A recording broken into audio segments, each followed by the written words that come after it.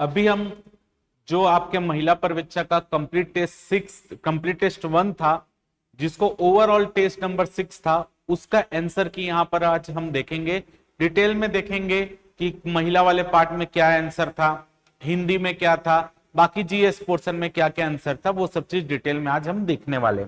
चलिए, टेस्ट 6 का पहला क्वेश्चन था, निम्न में से किस अधिनियम की किसी भी बात के होते हुए भी विवाद बालक न्यायालय द्वारा विचारणीय होंगे।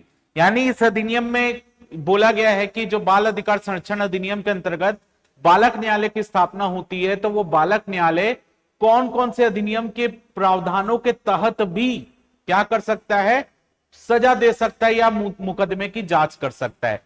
तो क्या है, दंड प्रक्रिया संहिता 1973, बाल अधिकार संरक्षण आयोग अधिनियम 2005, लैंगिक अपराधों से बालकों का संरक्षण अधिनियम 2012 या उपरोक्त सभी। तो देखिए, बालक न्यायालय जो है वो बाल अधिकार संरक्षण आयोग अधिनियम के अंतर्गत भी किसी मुजरिम को सजा दे सकता है, साथ ही साथ इन तीनों अधिनियम की भी कोई भी बात हो तब भी वो सजा दे सकता है। इसलिए आंसर है आपका ऑप्शन डी, उपरोक्त सभी। चलिए अगला क्वेश्चन देखते हैं, क्वेश्चन नंबर 2। क्वेश्चन नंबर 2 है, किशोर न्याय बालकों की देखरेख और संरक्षण अधिनियम 2015 के तहत अगर कोई बालक घोर श्रेणी, देखिए 3 श्रेणी के अपराध होते हैं, एक होता है सामान्य श्रेणी का अपराध, दूसरा होता है घोर श्रेणी का अपराध, और तीसरा होता है जघन्य अपराध।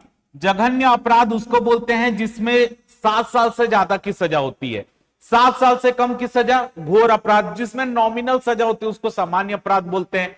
तो अगर कोई बालक घोर श्रेणी का अपराध करता है तो ऐसा अपराध क्या माना जाएगा, तो ऐसा अपराध असंज्ञेय और अजमानती श्रेणी का है। असंज्ञेय यानी बालक को बिना वारंट के साथ गिरफ्तार नहीं कर सकते, यानी अगर बालक को गिरफ्तार करना है तो वारंट के साथ ही उसको गिरफ्तार कर सकते हैं, बिना वारंट के उसको गिरफ्तार नहीं कर सकते। साथ ही साथ अजमानती यानी इस घोर श्रेणी के अपराध में जमानत भी नहीं मिलती। तो इसका आंसर होगा बी, असंज्ञेय और अजमानती। चलिए अगला क्वेश्चन देखते हैं, क्वेश्चन नंबर 3। क्वेश्चन नंबर 3 है, निम्न में से कब बच्चे की स्थिति को गंभीर मानते हुए उन्हें शिशु रोग विशेषज्ञ के परामर्श के लिए भेजा जाता है। पहला, यदि जन्म के समय शिशु का वजन 2.5 केजी से कम हो, तो 2.5 केजी से नहीं, अगर शिशु का जो वजन है वो 2 केजी से कम होता है, यानी 2 किलोग्राम से कम होता है, तो उसको डॉक्टर को दिखाने की सलाह होती है या उसको जो है विशेषज्ञ को परामर्श कराने की जरूरत होती है। यदि शिशु का वजन लगातार 2 महीने से बढ़ नहीं रहा हो, तो 2 महीने से नहीं, अगर शिशु का वजन अगर 3 महीने से लगातार नहीं बढ़ रहा है तो आपको विशेषज्ञ को दिखाने की सलाह दी जाती है। यदि 2 माह से शिशु के वजन में कमी आ रही है, बिल्कुल सही है, यदि शिशु के वजन में लगातार 2 महीने से कमी आ रही है तो उसको विशेषज्ञ को दिखाना पड़ता है।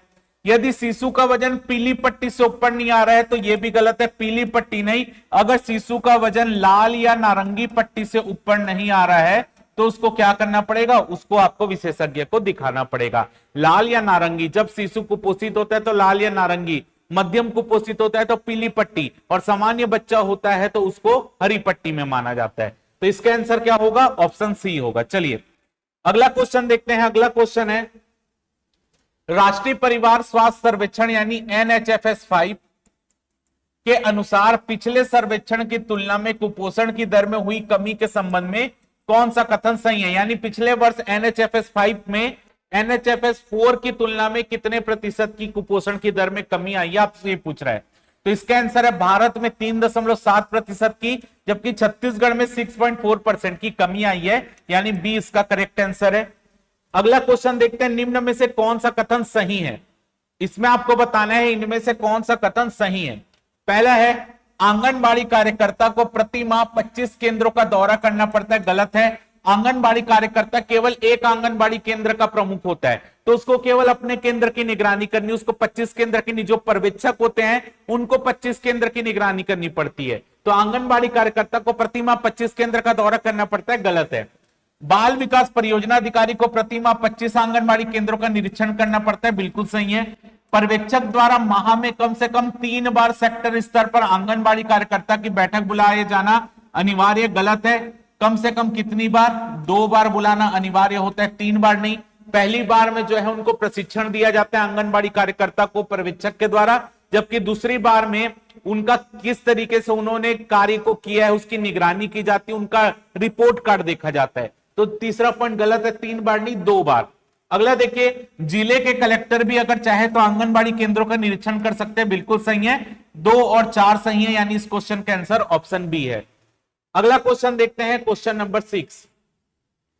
क्वेश्चन नंबर 6 है, पूरक पोषण कार्यक्रम के अंतर्गत गर्भवती माताओं को मिलने वाले आहार के संबंध में कौन सा प्रावधान सही है?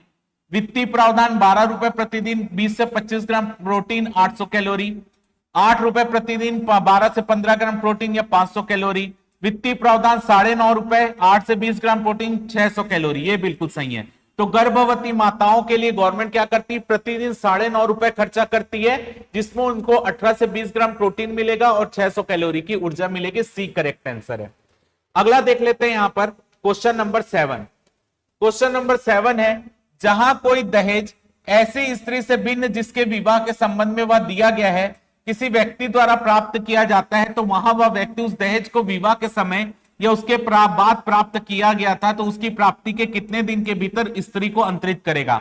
जैसे कि अगर कोई माँ बाप अपनी बच्ची को जो है कुछ उपहार स्वरूप पैसा दे रहे हैं तो वो एक दहेज माना जा रहा है, ठीक है। तो उपहार स्वरूप कुछ पैसा दे रहे हैं, तो अगर लड़की के बदले वो लड़की के पति को मान लेते हैं कि वो पैसा दिए, तो लड़की का पति कितने दिन के भीतर उस लड़की को वो राशि दे देगा जो उसके माता पिता ने दिया था? तो कितने दिन के भीतर? 3 महीने के भीतर।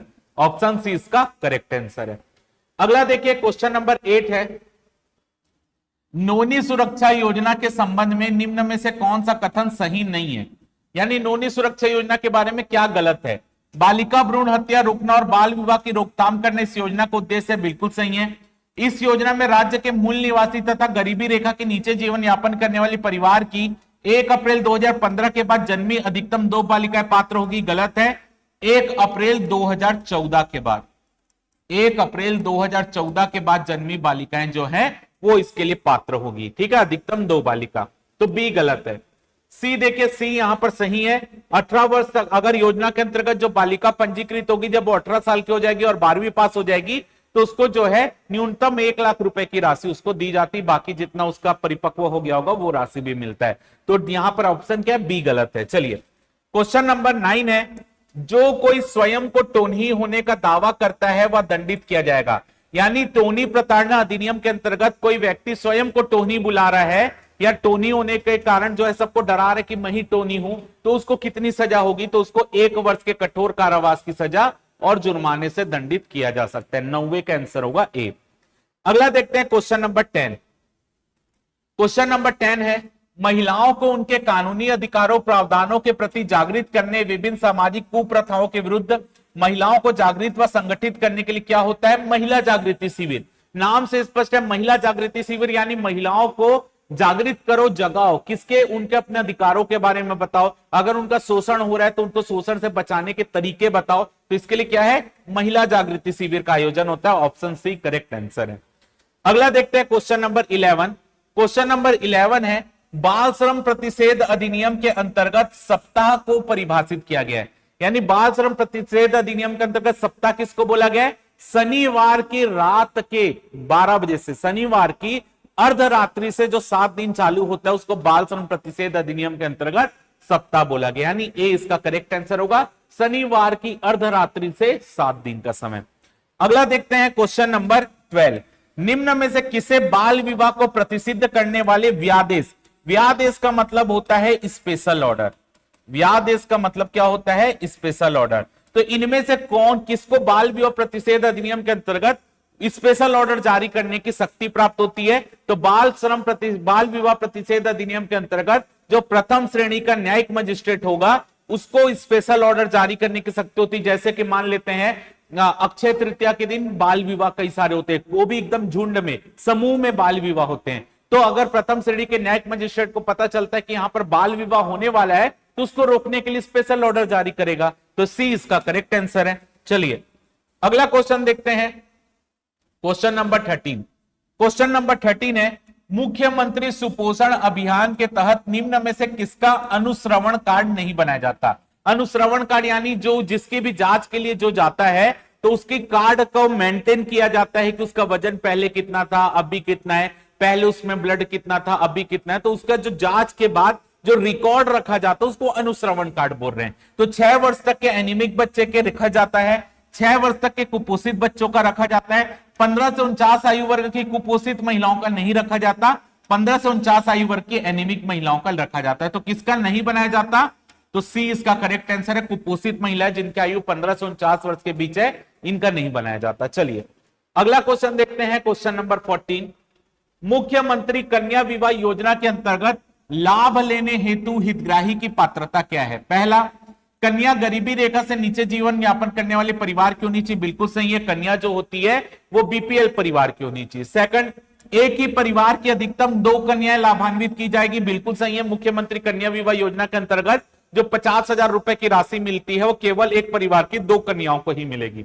तीसरा, कन्या व उसके परिवार को राज्य का मूल निवासी होना अनिवार्य, बिल्कुल सही। अगर लाभ लेना है तो वो कन्या छत्तीसगढ़ की मूल निवासी होनी चाहिए। कन्या प्रथम विवाह के लिए सहायता के लिए पात्र होगी, यानी केवल एक बार विवाह के लिए सहायता मिलेगी, बिल्कुल सही है। कन्या का विवाह किसी सरकारी विवाह भवन में होने पर ही वह इस योजना का पात्र होगी, गलत है। कन्या का विवाह सामूहिक रूप से होना चाहिए, यानी जहां पर गवर्नमेंट एक साथ सामूहिक रूप से विवाह का आयोजन करवाती है मंडप में, वहीं पर कन्या अगर शादी कर दी तभी पात्र होगी। समझ आ गया? कोई ऐसा नहीं सरकारी विवाह भवन, यानी कई बार गवर्नमेंट क्या करती है, विवाह करने के लिए किराए में दे देती भवन, तो वहां पर अगर वो अकेली शादी हो रही है उसकी तो पात्र नहीं है, सामूहिक शादी होगी तभी पात्र है। तो 1 2 3 4 इसका करेक्ट आंसर है, ऑप्शन सी इसका करेक्ट आंसर है। अगला क्वेश्चन देखते हैं, क्वेश्चन नंबर 15 नंबर।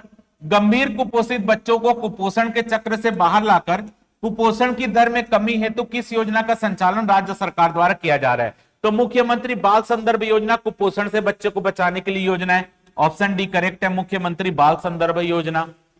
आगे देखते हैं क्वेश्चन नंबर 16। क्वेश्चन नंबर 16 है, निम्न में से कौन सा कथन सही नहीं है, यानी गलत कथन आपको बताना है। छत्तीसगढ़ महिला कोष का गठन 2 फरवरी 2002 को किया गया, बिल्कुल सही है। छत्तीसगढ़ महिला कोष की ऋण योजना के तहत प्रथम बार में लिए गए ऋण को 36 मासिक किस्तों में लौटाना पड़ता है, बिल्कुल गलत है। छत्तीसगढ़ महिला कोष की ऋण योजना के अंतर्गत जब ऋण दिया जाता है तो पहले ऋण जो है वो 24 किस्त में लौटाना होता है। पहली बार अगर ऋण लिया गया है तो उसको 24 किस्त में लौटाना पड़ता है, अगर दूसरी बार ऋण लिया गया तो 36 किस्त में लौटाना पड़ता है। तो प्रथम बार लिए गए ऋण को 36 मासिक किस्त गलत है, 24 मासिक किस्त में उसको लौटाना पड़ता है। तो यही सही नहीं है, 20 का करेक्ट आंसर होगा कि ये गलत है। वर्ष 2017-18 से तृतीय लिंग भी हितग्राही को योजना का लाभ मिल रहा है, ये भी सही है। बस गलत कौन सा, और इसमें 3% ब्याज दर पर ऋण दिया जाता है, ये भी सही है। ठीक है, तो आपका आंसर क्या होगा? इसका सही नहीं है, ऑप्शन बी सही नहीं है। चलिए अगला क्वेश्चन देखते हैं, क्वेश्चन नंबर 17। क्वेश्चन नंबर 17 है, निम्न में से कौन सा कथन सही नहीं है? भारत ने 1990 में संयुक्त राष्ट्र महासभा के शिखर सम्मेलन में भाग लिया था जिसने बालक के जीवित रहने, संरक्षण और विकास के संबंध में घोषणा स्वीकार किया, सही है। भारत ने 11 दिसंबर 1992 को हुए बालक अधिकार अभिसमय को स्वीकार किया, सही है। बालकों के अधिकारों के संरक्षण को सुनिश्चित करने के लिए भारत सरकार द्वारा राष्ट्रीय बालक चार्टर 2003 को अंगीकार किया गया, यह भी सही है। फोर्थ है, मई 2004 में बालकों के संबंध में संयुक्त राष्ट्र महासभा के विशेष सत्र में बालकों के लिए उपयुक्त जीवन नाम की दस्तावेज अंकित किया गया, ये गलत है। ये मई 2004 नहीं है, ये मई 2002 में था, ये मई 2002 में था। चलिए तो इसका करेक्ट आंसर क्या है, कौन सा सही नहीं है? ऑप्शन डी सही नहीं है, इसलिए इसका आंसर होगा ऑप्शन डी। चलिए अगला क्वेश्चन देखते हैं, क्वेश्चन नंबर 18। क्वेश्चन नंबर 18 है, मातृत्व मृत्यु दर के संबंध में निम्न में से कौन सा कथन सही नहीं है, यानी मातृत्व मृत्यु दर के बारे में कौन सा कथन गलत है, आपको यह बताना है। पहला, वर्ष 2018-20 में भारत की मातृत्व मृत्यु दर 97 प्रति लाख जीवित जन्म में, सही है। वर्ष 2018-20 में छत्तीसगढ़ की मातृत्व मृत्यु दर 137 प्रति लाख जीवित जन्म में, सही है। छत्तीसगढ़ ने 2030 तक मातृत्व मृत्यु दर को 110 प्रति लाख जीवित जन्म लाने का लक्ष्य रखा है, सही है। सर्वाधिक मातृत्व मृत्यु दर वाले राज्यों में छत्तीसगढ़ का स्थान तीसरा है, यह गलत है। छत्तीसगढ़ का स्थान कितना है? 4th है, 4th रैंक में आता है छत्तीसगढ़। फर्स्ट नंबर पे है आता है असम, जहां की मातृत्व मृत्यु दर सर्वाधिक है। असम के बाद आता है एमपी, फिर आता है यूपी और उसके बाद आता है छत्तीसगढ़। तो छत्तीसगढ़ 4th नंबर में। तो क्वेश्चन में पूछा क्या सही नहीं है, तो डी जो है ये आपका सही नहीं है। चलिए अगला क्वेश्चन देखते हैं, क्वेश्चन नंबर 19। क्वेश्चन नंबर 19 है, राज्य महिला आयोग को निम्न में से किसकी शक्तियां प्राप्त है? तो राज्य महिला आयोग को सिविल न्यायालय की शक्ति प्राप्त होती है, क्योंकि राज्य महिला आयोग किसी को भी जांच के लिए बुला सकती है, उनकी जांच होने के बाद जो उनके कथन है वो शपथ पत्र में ले सकती है, तो राज्य महिला आयोग को सिविल न्यायालय की शक्ति प्राप्त होती है। अगला देखते हैं क्वेश्चन नंबर 20। क्वेश्चन नंबर 20 है, प्रधानमंत्री मातृ वंदना योजना के संबंध में कौन सा कथन सही नहीं है, यानी गलत कथन की आपकी पहचान करना है। वित्तीय वर्ष 2022-23 से योजना के अंतर्गत प्रथम संतान के जन्म पर 2 किस्तों में 5,000 रुपए की राशि देय होगी, सही है। याद रखेंगे, मातृ वंदना योजना के लिए 5,000 रुपए की जो राशि है वो पहले 3 किस्त में दी जाती थी, लेकिन 2022-23 से इसमें किस्तों की संख्या 3 से घटाकर 2 कर दिया गया है, तो यहां पर ए सही है। दूसरा क्वेश्चन, दूसरा पॉइंट देखते हैं, दूसरा जो आपका ऑप्शन बी है, ऑप्शन बी है, वित्तीय वर्ष 2022-23 में योजना के अंतर्गत द्वितीय संतान बालिका होने पर 6,000 रुपए की राशि एक मुश्त दी होगी, बिल्कुल सही है।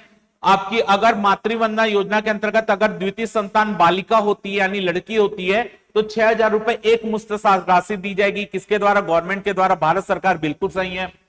इस योजना के अंतर्गत उसी महिला को राशि प्राप्त होगी जो 1 जनवरी 2017 के बाद बच्चे को जन्म देगी, ये गलत है। इस योजना के अंतर्गत उसी महिला के बच्चे को राशि दी जाएगी, उसी महिला को राशि दी जाएगी जो 1 जनवरी 2017 के बाद गर्भवती हुई है। बच्चे को जन्म देगी 1 जनवरी 2017 के बाद नहीं, 1 जनवरी 2017 के बाद अगर वो महिला गर्भवती हुई है तभी यहां पर वो राशि दी जाएगी। तो आपका ऑप्शन सी इसका करेक्ट आंसर होगा, जो कि गलत है। क्लियर? चलिए अब देखते हैं, ये आपका महिला वाला पार्ट कंप्लीट हो गया।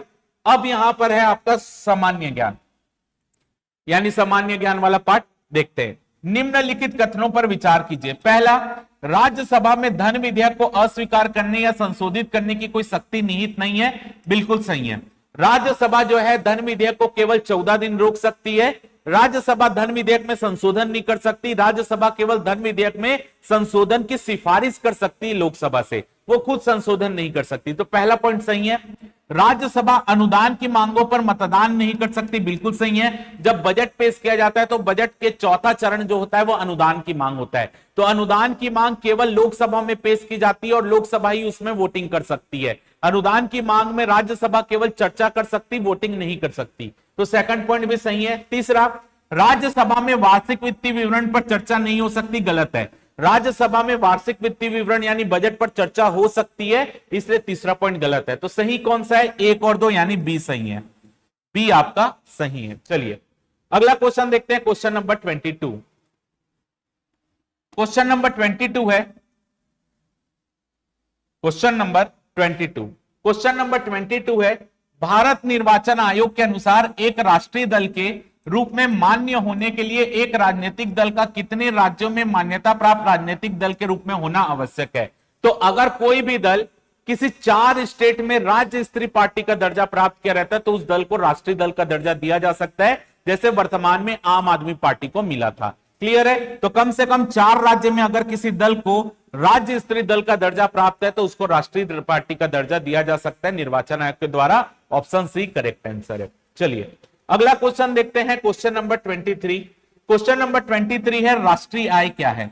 तो राष्ट्रीय आय बाजार मूल्य पर निवल राष्ट्रीय उत्पाद, उत्पादन लागत पर निवल राष्ट्रीय उत्पाद, बाजार मूल्य पर निवल देशी उत्पाद, उत्पादन लागत पर निवल देशी उत्पाद। तो देखिए सबसे पहले क्या होता है, सकल राष्ट्रीय उत्पाद में हम क्या करते हैं, पूरे भारत के अंतर भारत की भौगोलिक सीमा के अंतर्गत एक वित्तीय वर्ष में उत्पादित समस्त वस्तुओं का कुल अंतिम मौद्रिक मूल्य क्या कहलाता है? जीडीपी।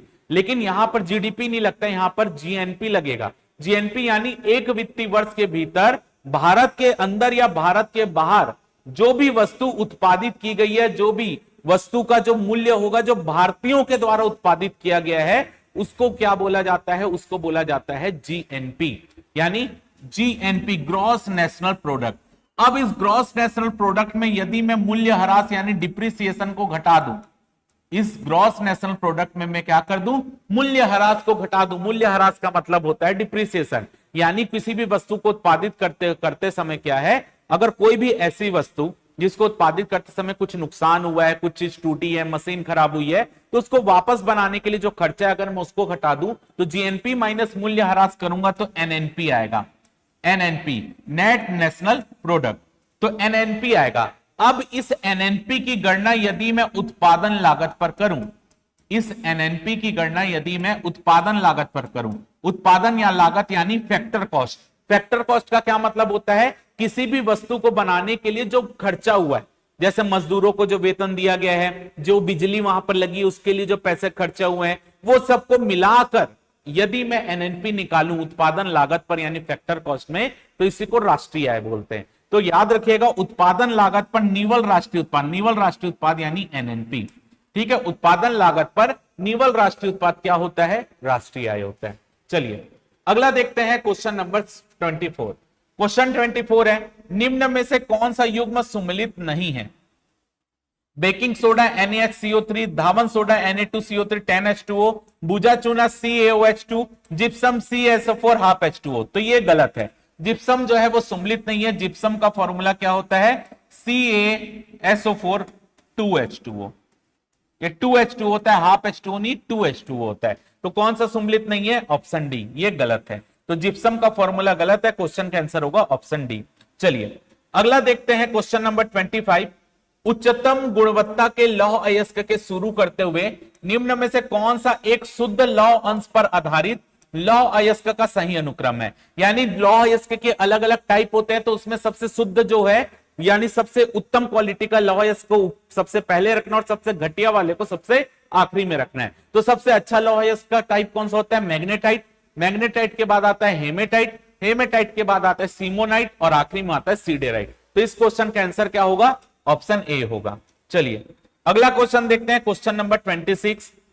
क्वेश्चन नंबर 26 है, 13 अक्टूबर 1921 को रायपुर के रावण भाटा मैदान में महिलाओं के द्वारा खादी वस्त्र की प्रदर्शनी लगाई गई, जिसका संचालन किसके द्वारा किया गया? तो जो खादी वस्त्र की प्रदर्शनी लगाई गई थी रावण भाटा में, तो ये महिलाओं का जो 13 अक्टूबर 1921 था, ये महिलाओं के द्वारा खादी वस्त्र का प्रचार करने के लिए प्रदर्शनी लगाई गई थी, क्योंकि इस समय सविनय अवज्ञा आंदोलन चल रहा था और सविनय अवज्ञा आंदोलन का ही एक कार्यक्रम था खादी वस्त्र का प्रचार करना। तो उसके तहत अंजुमन बेगम के द्वारा क्या किया गया था? इस प्रदर्शनी का आयोजन किया गया था। तो इसका करेक्ट आंसर है ऑप्शन ए। अगला देखते हैं क्वेश्चन नंबर 27।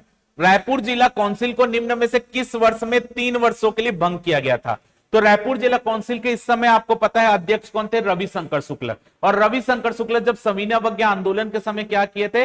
रविशंकर शुक्ल उसी के पहले से अपने जो भी रायपुर जिला काउंसिल के अंतर्गत जितने स्कूल चल रहे थे, उस स्कूल में व्यायाम शिक्षक की नियुक्ति कर रहे थे। और व्यायाम शिक्षक की नियुक्ति करने के कारण क्या किया गया था? रविशंकर शुक्ल को पहले अध्यक्ष पद से हटाया गया और रायपुर जिला काउंसिल का फिर से चुनाव कराया गया, लेकिन फिर से चुनाव में रविशंकर शुक्ल ही अध्यक्ष बनकर आते, जिसके बाद 1930 में 3 वर्षों के लिए रायपुर जिला काउंसिल को भंग कर दिया जाता है। तो 27 का आंसर होगा ऑप्शन बी 1930। अब हम यहां